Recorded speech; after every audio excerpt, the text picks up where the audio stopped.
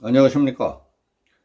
2022년 2월 21일은 우리의 꿈과 희망이 우주로 뻗어간 날입니다.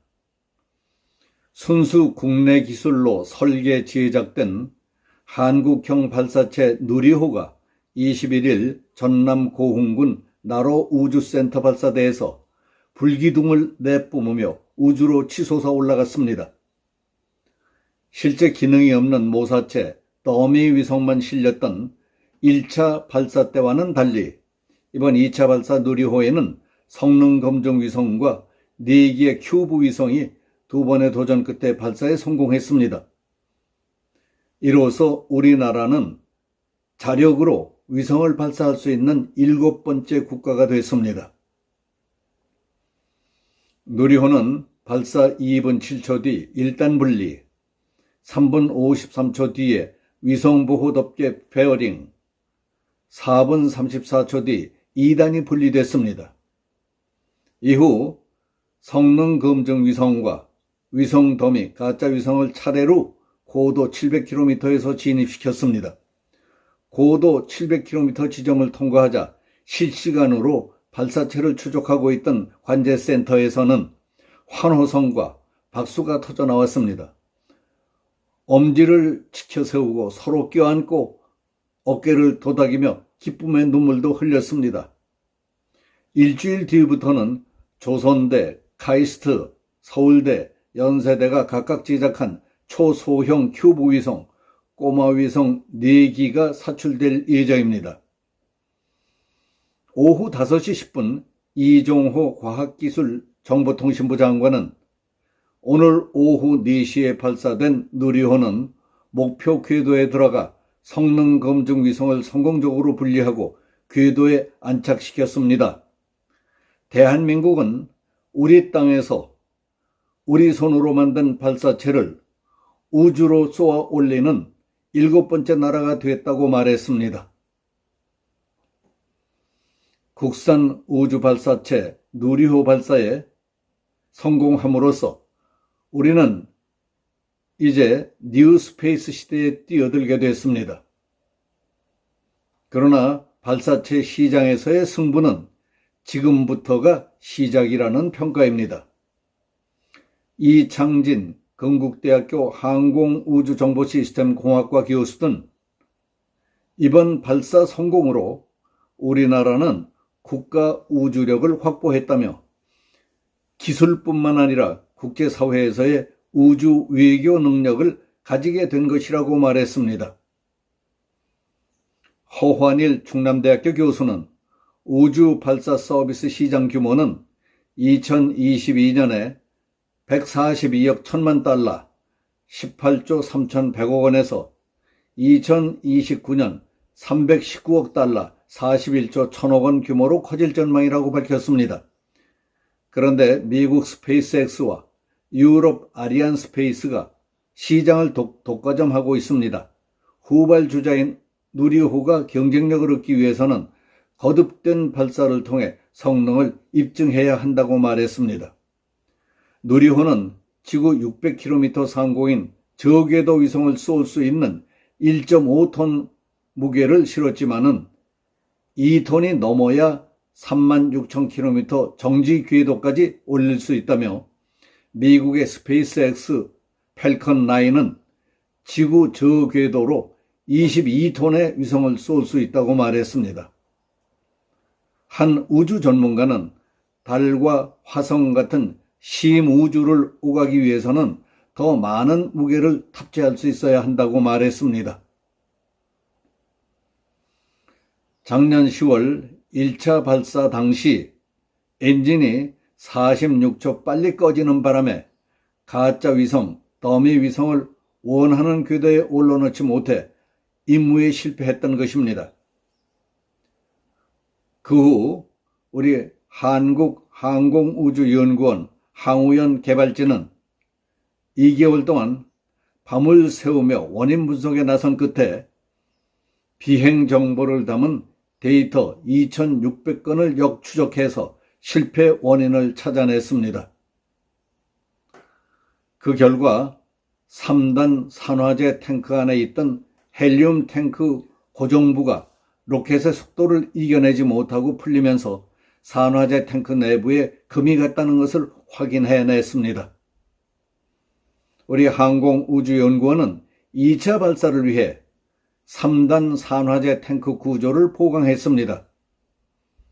장영순 발사체 체계 개발부장은 헬륨 탱크를 산화제 탱크 안에 단단히 고정하느라고 무게가 9kg 늘었지만은 설계 여유 이내라 문제가 없었다고 설명했습니다.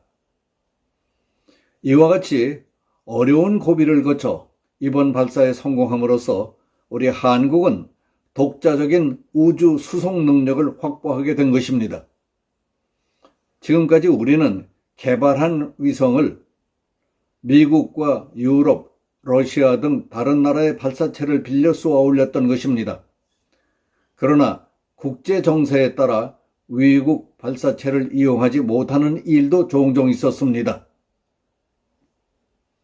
국산 달 궤도선 다누리는 오는 8월 미국 스페이스X의 팰컨 9으로 발사할 예정으로 되어 있습니다. 뉴 스페이스 시대가 오면서 위성 발사 횟수가 갑자기 늘고 있다는 점에서 누리호는 내수뿐만 아니라 수출 상품이 될 수도 있는 것입니다. 이처럼 상황과 여건이 변하는 입장에서 우주 발사체 기술을 독자적으로 확보했다는 것이 이번 발사의 성과라고 할 수 있습니다. 2013년에 발사한 나로호는 러시아가 개발을 주도했기 때문에 반쪽짜리 성공이라는 지적이 있었습니다.